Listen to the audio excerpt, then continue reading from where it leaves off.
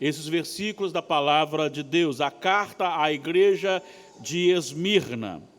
Leiamos. Ao anjo da igreja em Esmirna escreve: estas coisas diz o primeiro e o último, que esteve morto e tornou a viver. Conheço a tua tribulação, a tua pobreza, mas tu és rico, e a blasfêmia dos que a si mesmos se declaram judeus e não são, sendo antes sinagoga de Satanás. Não temas as coisas que tens de sofrer. Eis que o diabo está para lançar em prisão alguns dentre vós, para ser dispostos à prova, e tereis tribulação de 10 dias. Sê fiel até a morte, e dar-te-ei a coroa da vida. Quem tem ouvidos, ouça o que o Espírito diz às igrejas. O vencedor, de nenhum modo, sofrerá dano da segunda morte. Que o Senhor, inspirador desta palavra, nos ilumine e aplique ao nosso coração e nos edifique. Amém. Uma igreja aprovada. Todas as vezes, ou na maioria das vezes, que eu penso na aprovação de Deus, me vem à mente um homem chamado Jó. O livro de Jó começa com o escritor relatando sobre a sua vida. E diz que havia na terra de Uz um homem chamado Jó, homem íntegro, reto e temente a Deus, que se desviava do mal. Mas não é só o autor que escreve isto. O próprio Deus se refere a Jó no versículo seguinte, o versículo 8, do mesmo capítulo 1, acrescentando a estas palavras iniciais do autor do livro, as seguintes palavras: não há na terra ninguém como ele, homem íntegro, reto e temente a Deus, e que se desvia do mal. Mas não para por aí, porque no capítulo 2, no versículo 3, novamente, o Senhor, conversando com Satanás, acrescenta aquilo que ele disse ainda. Ele foi fiel, ainda que me incitasses contra ele. Deus falando da aprovação de Jó.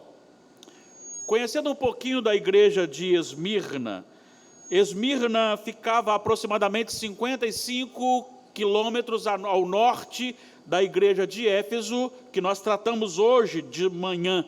Era uma cidade muito rica e próspera. Ela disputava a primazia da Ásia com Éfeso. Ela era devota a Roma até antes mesmo de Éfeso, quando Roma ainda não era pomposa, quando Roma ainda não era uma potência mundial. Esmirna já era uma cidade que se curvava diante de Roma. E no decorrer da história, no crescimento de Roma, na sua potência mundial, criou-se uma idolatria a Roma, e Esmirna era fiel, intensamente fiel a Roma, ao seu imperador.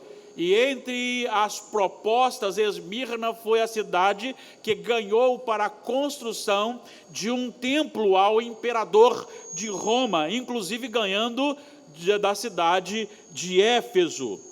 Possuía Esmirna vários templos de adoração a vários deuses. E diante disto, quando acontece aquele movimento de adoração ao Senhor, há um grave problema entre os cristãos e os seguidores de Esmirna. Deixa eu ver se é o vento daqui.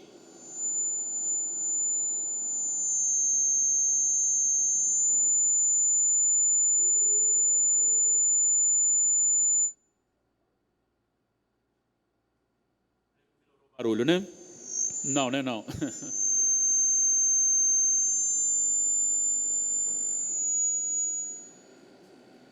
aqui para cima agora. É porque o vento aqui está pegando o microfone, agora sim ele saiu do microfone. Tá bom? Obrigado, meu aspirante Rick Alisson. Voltando então à nossa Esmirna. Esmirna, dentro da sua visão religiosa, muitos templos, há vários deuses, havia um monte chamado Pacos, um monte muito alto, e neste monte havia muitos templos, e por causa dos cristãos não se renderem à imposição do imperador, e era obrigado que declarassem publicamente César é o Senhor, e por não estarem então com essa declaração idólatra, foram levados até o topo deste monte Pacos, e só numa feita lançaram despenhadeiro abaixo 1.200 cristãos, e eles morreram naquela queda. Numa segunda vez, levaram mais 800 cristãos e julgaram ali, despenhadeiro abaixo, e também morreram. Essa era a situação daquela cidade. Havia naquela cidade, possivelmente neste período, pouco após a escrita desta carta, talvez uns 50 anos depois, um bispo. Esse bispo era o bispo Policarpo. Policarpo é conhecido como um grande servo do Senhor. Ele foi discípulo de João, o apóstolo, e então ele deu continuidade numa fidelidade ao Evangelho do Senhor, e ele era bispo aqui em Esmirna. E tem algumas coisas importantes aqui que eu gostaria de citar sobre ele, para que você tenha e entenda a situação dos crentes, além desses já foram lançados despenhadeiro abaixo, como estava a vida dos cristãos ali. Policarpo era já um homem idoso, e ele foi então obrigado a declarar César como o Senhor.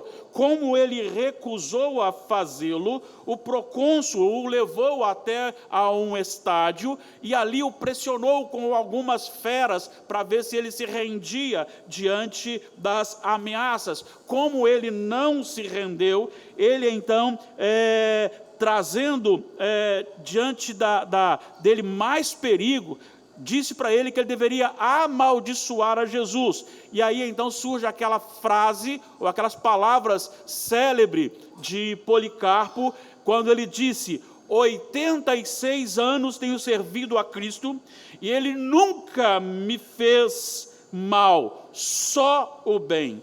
Como então posso eu maldizer o meu rei e salvador? O procônsul ainda o ameaçou mais e disse para ele: farei que sejas queimado no fogo. Policarpo, diante dessa ameaça, disse para o procônsul: tu me ameaças com fogo que queima por 1 hora e depois de um pouco se apaga. Mas tu és ignorante a respeito do fogo, do juízo vindouro e do castigo eterno reservado para os maus. Mas por que te demoras? Faze logo o que queres. Assim, o procônsul mandou que acendessem a fogueira e queimou vivo Policarpo por causa do Evangelho do Senhor Jesus.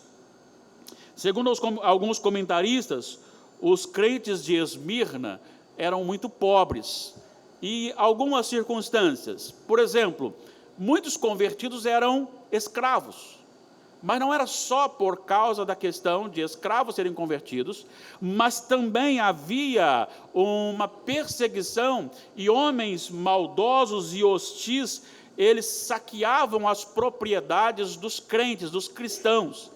E ainda tinha uma terceira dificuldade, que era a próprio ganha-pão dos cristãos na cidade, porque eles eram rejeitados justamente por serem cristãos. E por isso era uma igreja pobre numa cidade rica. Por isso era um povo sofrido e um povo que estava diante de Deus. Existem apenas 2 igrejas entre as 7 que não recebeu uma condenação do Senhor, que não recebeu uma repreensão do Senhor Jesus. Uma é esta, Esmirna, e a outra, Filadélfia. As demais, todas, sem exceção, ouviu a palavra de Jesus: tenho contra ti. E aqui eu quero destacar algumas lições para nos mostrar, nos apontar a questão relacionada à característica e às bênçãos na vida de uma igreja que é aprovada pelo Senhor. Esta igreja de Esmirna foi uma igreja aprovada. O Senhor não dirige-se a ela para apontar suas falhas, seus pecados, mas Ele dirige a ela para encorajá-la. E eu quero então destacar aqui algumas lições, sejam fortes, são 6 lições, mas não demorarei muito, pode ficar tranquilo também, a não ser que o Espírito Santo ordene, nós vamos seguindo. Mas procurarei condensar todos os ensinos aqui em um tempo mais resumido. A primeira lição é que a igreja aprovada, ela é encorajada por Jesus que venceu a morte. Quando você pensa na igreja de Esmirna, e o que eu acabei de citar, e você olha para a igreja de Esmirna, e a palavra de Jesus é: ser fiel até a morte, e dar-te a coroa da vida. Você percebe que o perigo de morte era iminente, e grande possibilidade de mais mortes acontecerem, juntamente com a prisão, juntamente com a tribulação e com a adversidade. E por isso o Senhor da igreja se apresenta à igreja dizendo: estas coisas diz o primeiro e o último, que esteve morto e tornou a viver. 2 coisas importantes para encorajamento da igreja. Primeiro, o Senhor da igreja, Ele é eterno, Ele é pleno, Ele é Senhor do tempo. Ele é o primeiro e Ele é o último, ou seja, nada foge ao seu controle. Nada foge, não dá para ele morreu antes um pouquinho de realizar o fechamento, não. Ele é o princípio e Ele é o fim. Ele é a plenitude da história, Ele é de eternidade em eternidade. Por isso o Senhor, inspirando o rei Davi, o fez louvar diante da congregação toda e disse: bendito és tu, Senhor, Deus de Israel, nosso Pai, de eternidade em eternidade. 1 Crônicas 29:10. A grande questão aqui é: nós temos um Senhor da igreja que é Senhor da eternidade. Ele é Senhor do tempo, Ele não tem início, meio e fim, Ele é antes de tudo, Ele é durante tudo e Ele é após tudo. Ele não perde um detalhe da história. Esse é o encorajamento para uma igreja sofredora, um encorajamento para uma igreja fiel a Ele e que escolheu manter-se fiel a Ele, ainda que fosse necessário baixar o seu nível financeiro e social, ainda que ficasse como que uma igreja isolada, mas ela preferiu ser fiel ao Senhor. E este Deus, que é fiel de eternidade a eternidade, se apresenta: é eu que estou comunicando, é eu que sou o seu Senhor, eu sou o primeiro e eu sou o último, eu sou eterno. Mas tem mais, aqui nessa mesma frase ele diz que estava morto e tornou a viver. Ele se apresenta como o Senhor dos vivos e o Senhor da morte. O que ele está dizendo é: tenham coragem, porque ainda que venham a morrer, eu ressuscitei. Eu morri e ressuscitei. Eu sou o Senhor da morte. Eu sou o Senhor da vida. Fiquem encorajados diante dos perigos que vocês enfrentam. Eu quero parar aqui agora e fazer uma aplicação à nossa amada IPNB, Igreja Presbiteriana de Nova Brasília. Eu quero conclamar a você, membro da igreja, você que não é membro, quer se tornar membro também, se torne membro conosco. E você que não é membro e que é membro de outra igreja, você esteja firme também e tome para você também esta palavra. Eu quero lhe desafiar, em um mundo caído, em um mundo que apresenta para nós o início de uma perseguição ideológica que possivelmente redundará também em algo físico. Eu quero lhe chamar a ser santo. Eu quero lhe chamar a ser separado para o Senhor. Eu quero lhe chamar, ainda que isso lhe custe o seu emprego, ainda que isso lhe custe dinheiro, ainda que isso lhe custe a sua liberdade.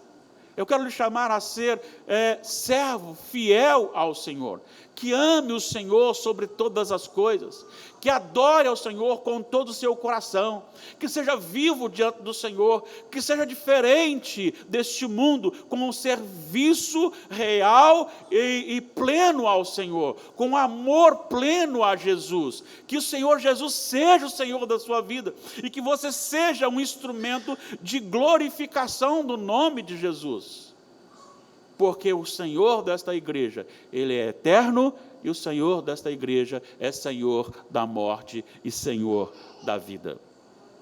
A segunda lição que nós queremos tirar é que a igreja aprovada é avaliada nos princípios do céu, não nos da terra. O Senhor Jesus vai dizer aqui no versículo 9, conheço a tua tribulação e a tua pobreza, mas tu és rico. E isso aqui me encanta, porque muitas vezes, como igreja, nós temos uma tendência a avaliar o tamanho da igreja, a autoridade, o poder que está na igreja, de acordo com o número do rol de membros e com a arrecadação mensal. Quanto maior a arrecadação dizimal, maior é a igreja, mais rica é a igreja. É claro, eu estive recentemente numa igreja, estava conversando e o pastor disse, pastor de igreja não pode ficar cuidando de livro de ata no cartório, isso é coisa do presbítero. Aí eu disse para ele, meu irmão, a sua pode, porque nós estamos tomando aqui água com gás, água com gás, né? A sua igreja tem dinheiro, a sua igreja é rica financeiramente. Agora, as nossas igrejas não, financeiramente nós não temos esse valor, esse dinheiro. Os presbíteros trabalham o dia todo, nós não podemos pagar alguém para fazer. Então, não custa pegar e servir, ir lá entregar uma ata, ir lá buscar uma ata, diga-se de passagem, a nossa já está pronta, graças a Deus. E aí, nós temos aqui algo que a nossa visão é, a igreja que tem muito dinheiro, que tem a água com gás, que tem o empregado para tudo, esta igreja é rica, mas no reino de Deus não. Porque Esmirna olha para dentro de si e diz, nós somos pobres. E o Senhor diz, realmente, vocês são pobres, comparado com a riqueza de Esmirna, comparado na questão e na visão humana, comparado no quesito material, mas Deus julga a sua igreja, a grandeza e a riqueza, nos princípios celestiais. E esta igreja que não tinha dinheiro, esta igreja que era montada e formada por pessoas pobres e que não tinham condições nem de enriquecer-se, esta igreja é afirmada pelo Senhor da igreja, pelo dono do ouro, pelo dono da prata, como tu és rico. Tu és rico. Eu queria também parar aqui agora e desafiar você, e nos desafiar agora neste momento. Busque as riquezas do céu. Não é pecado você trabalhar, não é pecado você economizar, não é pecado você planejar, projetar, mas que seja a riqueza celestial aquilo que vem em primeiro lugar na sua vida.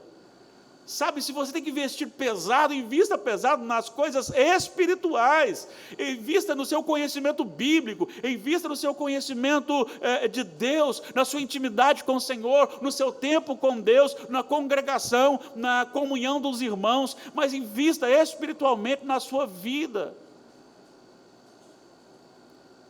Priorize isso, porque a vida com Deus determina a riqueza de uma igreja, e não aquilo que ela arrecada no final do mês.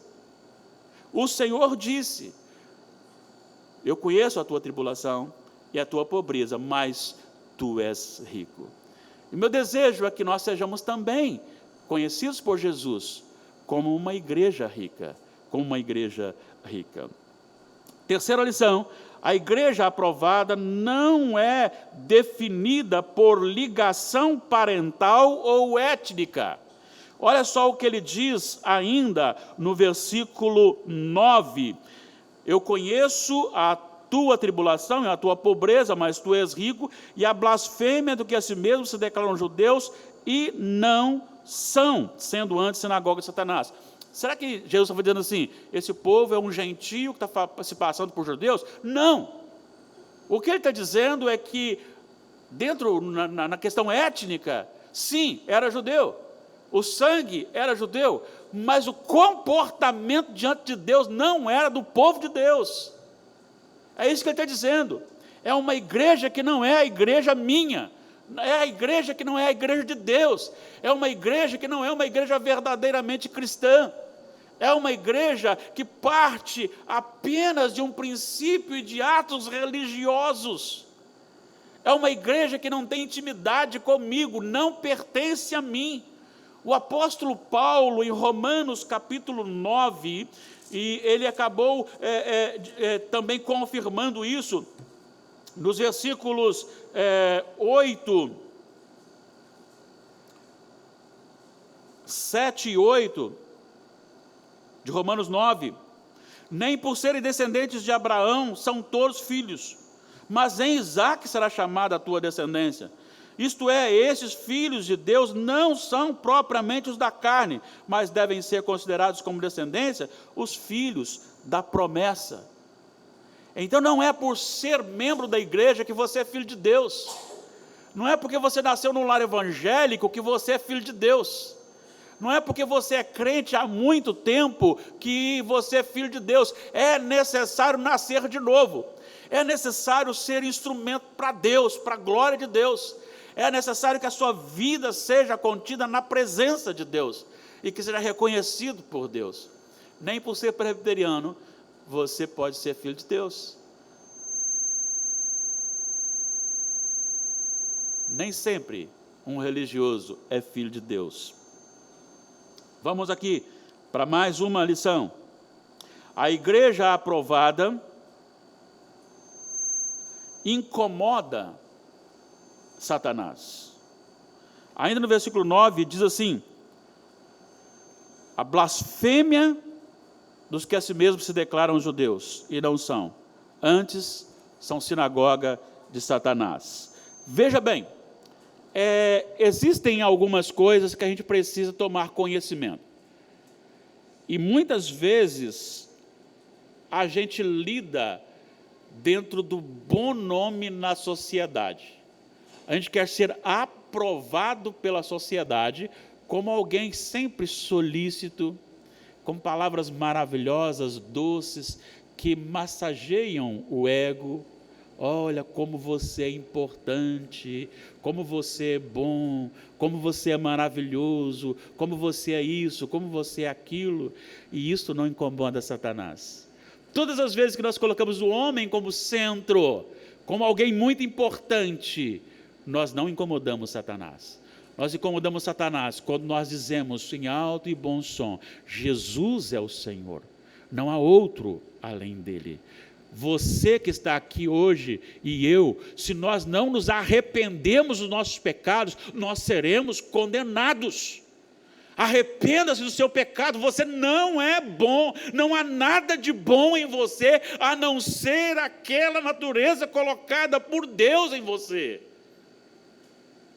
Todos pecaram e destituídos estão da glória de Deus. A maneira como essa igreja vivia ocasionou, levantou, despertou em Satanás uma revolta grande contra a igreja. Uma igreja talvez numericamente pequena, uma igreja financeiramente pobre, mas uma igreja que incomodava o inferno. Uma igreja com a sua vida, com o seu caráter, com a sua maneira de viver e de adorar o Senhor e dizer: não, César não é o nosso Senhor, Jesus é o nosso Senhor. Nós não nos curvaremos diante de Roma, não nos curvaremos diante de César, não nos curvaremos diante de ninguém, nem nada, a não ser do nosso Senhor. Isso desperta a ira de Satanás. E a minha pergunta hoje para nós, aplicando ao nosso coração: será que a nossa vida, a nossa igreja não tem se adequado ao sistema deste mundo? Será que nós não temos nos amoldado a este mundo, dirigido a este mundo, ou sido dirigido por ele? As mesmas palavras, as mesmas gírias, as mesmas músicas, os mesmos filmes, as mesmas brincadeiras, o mesmo lazer, do mesmo modo, vocabulário mesmo. Será que a nossa vida faz diferença, o nosso caráter faz diferença do mundo? Ou nós nos temos curvado diante desse Senhor ou dessa senhora chamada cultura. Ou temos nos curvado diante dessa sociedade pervertida e corrompida. E começamos a pensar que nós não podemos mais falar a verdade. Quantas vezes as pessoas dizem, cuidado com o que você vai falar. Tem pessoas do credo tal, ali. Tome cuidado com o que você vai falar. Se nós tivermos cuidado com o que vamos falar e não falar a verdade, nós não importunaremos a Satanás. Ele só se levantará contra a igreja o dia que a igreja estiver contra ele, do lado de Jesus. Então seja corajoso, pregue a palavra, pregue com amor, mas pregue a palavra de Deus. Satanás usou ali para atacar a igreja por causa da sua fidelidade algumas ideologias. Por exemplo, a igreja era atacada ou acusada de canibalismo por causa dos elementos da Santa Ceia. Então eles diziam, está vendo só? Eles comem o corpo de Cristo, são canibais. Também divididores de família, porque se convertia e a família então não queria, e aquela pessoa se mantinha fiel a Jesus, eles eram acusados de divididores de família. Eles eram acusados de ateísmo, porque eles adoravam só um Deus e não aos deuses, principalmente a Roma e César. E de revolucionários, porque estavam como que levando uma sociedade contrária a César. Ainda assim, aquela igreja estava fiel. Por isso, Satanás se levantou contra ela. Será que Satanás tem se levantado contra a igreja? E se tem, qual a razão? Será que é porque nós estamos parecidos bastante com Jesus? Será que o nosso caráter é de Jesus? Será que a nossa maneira de conversar, ela reflete Jesus? Ou nós gostamos das mesmas gírias do mundo? Ou o nosso vocabulário é o mesmo que o mundo usa e não a palavra de Deus? Quinta lição, a igreja aprovada é fiel até a morte. Olha só o versículo 10. Não temas as coisas que tens de sofrer. Eis que o diabo está para lançar em prisão alguns dentre vós, para ser expostos à prova, e tereis tribulação de 10 dias, ser fiel até a morte, e dar-te-ei a coroa da vida. Algumas pessoas pegam este versículo equivocadamente, e pensam que aqui está dizendo o seguinte, você converteu-se, tem que ser fiel até quando você morrer. Embora isso seja real, mas não é isso que o texto está dizendo. O texto está dizendo que a igreja de Esmirna, aos membros da igreja, vocês estão sendo alvo de Satanás, será permitido que ele pegue alguns de vocês, lance-os na prisão, para que vocês sejam postos à prova. Não existe prova em que você já tem o resultado todo, você já tem o resultado já escrito, não é prova. Além disso, ele vai dizer, e tereis tribulação de 10 dias, ou seja, um pequeno espaço de tempo, mas vocês sofrerão grande tribulação. Nessa tribulação, serão provados e tentados a abandonar Jesus, mas ainda que a aprovação conduza para a fogueira, ainda que a aprovação lhe conduza para a morte, não negue o Senhor, seja fiel. É esse sentido, ser fiel até a morte. Ainda que você morra nesta aprovação, mas não negue a Jesus. A igreja, ela se mantém fiel quando a sociedade se levanta contra ela. E aqui está dizendo, prisão temporária, prisão em que colocaria provas com tribulações pesadas e até possível morte. Ser fiel, ser fiel. E a minha palavra hoje aqui, não minha, mas do Senhor para o nosso coração é, seja fiel ao Senhor. Seja fiel, ainda que todos se levantem contra você, seja fiel ao Senhor.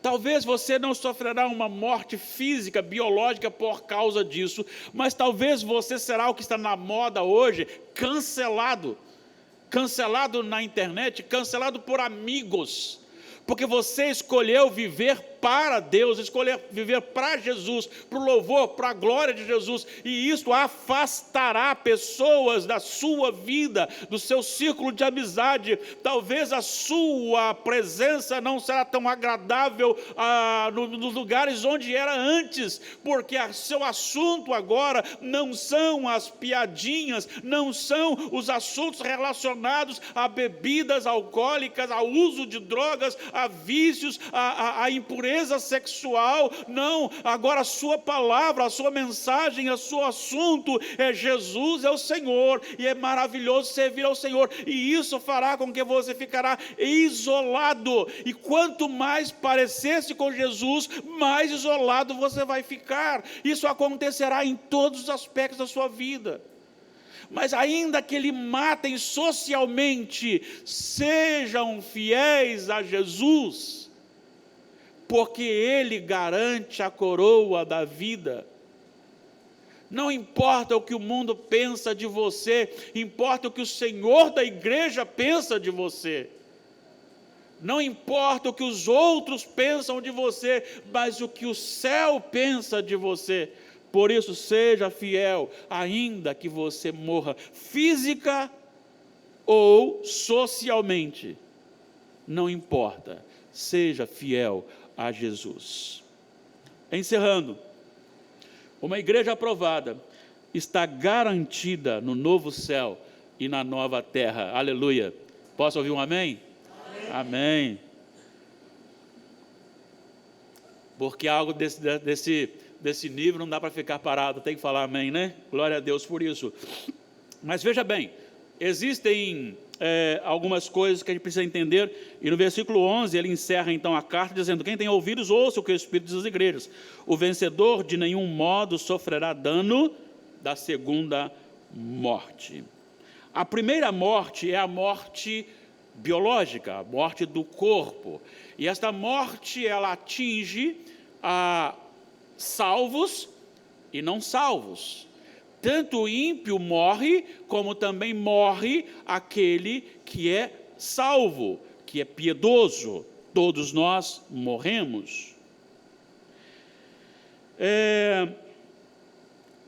Não só isto acontece com todos, mas existe também a segunda morte. E a segunda morte, ela não diz respeito ao corpo físico, mas é a morte eterna. E nesta, ou para esta, somente os descrentes sofrerão. É isso que ele está dizendo: de modo nenhum sofrerá dano da segunda morte. E se nós olharmos em Apocalipse, capítulo 20, o versículo 6 faz referência a esta segunda morte, quando nós lemos: bem-aventurado e santo é aquele que tem parte na primeira ressurreição. Sobre esses a segunda morte não tem autoridade. Pelo contrário, serão sacerdotes de Deus e de Cristo e reinarão com ele os 1000 anos. Eu estou dizendo aqui que esses 1000 anos, na minha interpretação, e é a que eu pendo para ela, porque há diferenças e há grandes nomes tementes a Deus que diferem desses pensamentos, mas na minha interpretação, e penso estar correto, esses 1000 anos, eles dizem respeito desde a morte e ressurreição de Jesus até o momento próximo à volta do Senhor Jesus. Então não são 1000 anos literais, é o período determinado, mais longo, de 1000 anos, como aquele era de 10 dias, agora 1000 anos, para que a igreja reine na terra. E como que a igreja reina na terra? Quando acontece a primeira ressurreição. O que é a primeira ressurreição? Não é o arrebatamento quando as pessoas dizem que haverá 2 arrebatamentos. Não, haverá um arrebatamento só no retorno de Cristo. Essa primeira ressurreição é aquele ato vivificador do Espírito Santo na sua vida, na conversão. Colossenses 3:1, e se fosses ressuscitados com Cristo, pensai e buscar as coisas do alto. Então, essa primeira ressurreição é justamente a sua salvação, a sua conversão, sendo a segunda ressurreição, a ressurreição final, para encontrarmos com Jesus nas nuvens. E aqui ele diz que aqueles que experimentam a primeira ressurreição, sobre esses, a segunda morte, não tem autoridade. Não tem autoridade, porque eles não serão lançados. Quem será, ou o que será então este lago? Olha só o capítulo 20, versículo 10. O diabo, o sedutor deles, foi lançado para dentro do lago de fogo e enxofre, onde já contam não só a besta, como também o falso profeta. Se você olhar o capítulo 19 e 20, fala que elas foram lançados. Agora, o que é este lago de fogo? Versículo 14. Então a morte e o inferno foram lançados para dentro do lago de fogo. Esta é a segunda morte, o lago de fogo.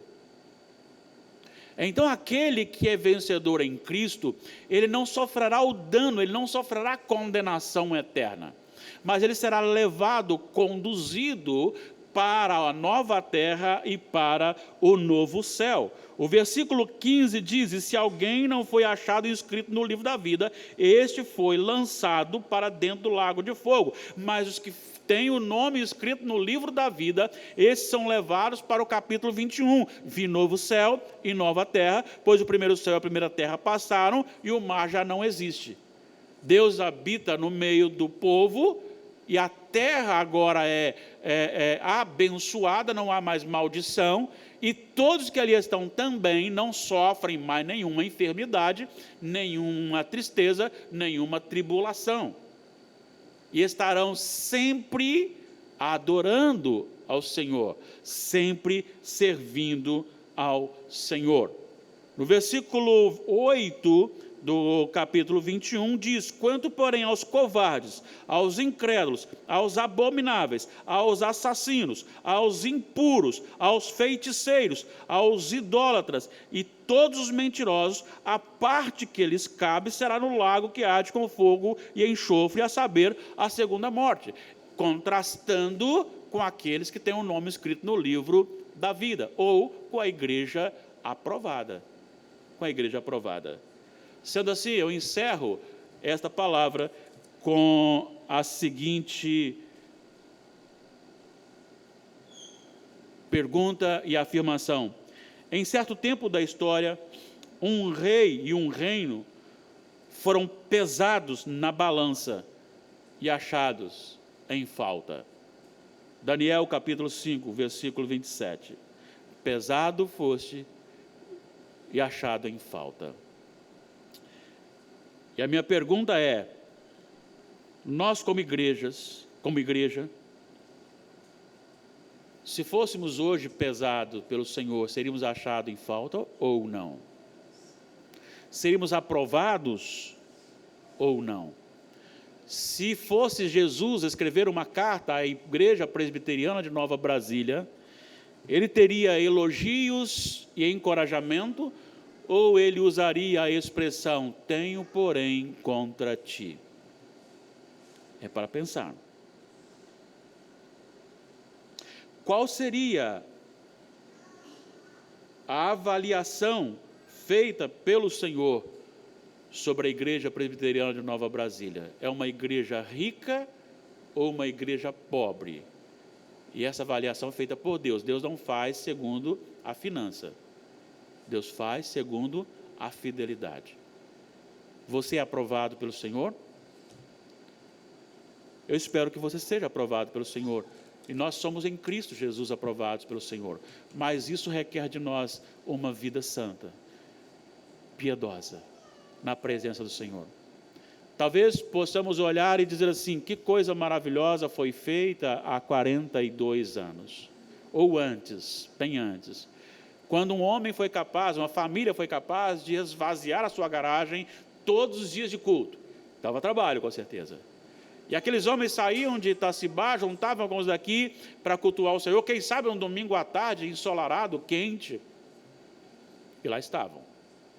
E daí começaram a convidar um vizinho a pregar o Evangelho, a anunciar o Evangelho, a chamar alguém, a conversar com alguém, e você bate palma e diz, que maravilha. Mas nós não podemos viver do passado. A questão é, e hoje? E hoje, estamos dispostos a abrir as nossas garagens, tirar tudo, dar aquele trabalho todo para a obra do Senhor ser feita? Nós temos feito como aqueles homens, talvez saído em meio ao calor e chamando um, chamando o outro, convidando, evangelizando, como eles fizeram para que a igreja fosse realizada ou fundamentada, organizada? É hora de parar e é hora de recomeçar. Estamos com o projeto dos pequenos grupos para começar logo após o nosso retiro espiritual nos dias de carnaval. Possivelmente você já tenha recebido lá um contato ou está recebendo um contato do seu líder, porque nesse mês de janeiro é para que ele faça isso. E o nosso objetivo é que cresçamos espiritualmente, em conhecimento, em graça, em intimidade e aprovação do Senhor. Nosso objetivo é levar este evangelho àquelas pessoas que ainda não têm o Senhor Jesus. Pastor, e se eu chamar alguém e ele for e entender a graça, mas ele quiser ser membro da Igreja Batista? Glória a Deus por isso. Apresenta, chama o pastor Alessandro, fala, pastor Alessandro, está aqui, ó, é seu, toma conta. Você quer ser membro da Igreja Assembleia? Leva lá, não conheço o pastor, o outro eu conhecia, mas não conheço não. Leva lá e diz, está aqui, é seu, cuida. Nós não estamos pregando a denominação, estamos pregando o Senhor Jesus. Que o Senhor nos aprove, que o Senhor nos aprove, que o Senhor nos corrija e nos trate, e que tenhamos mais anos, e esses anos sejam vividos para a glória do nosso Deus. Coloquemos-nos em pé.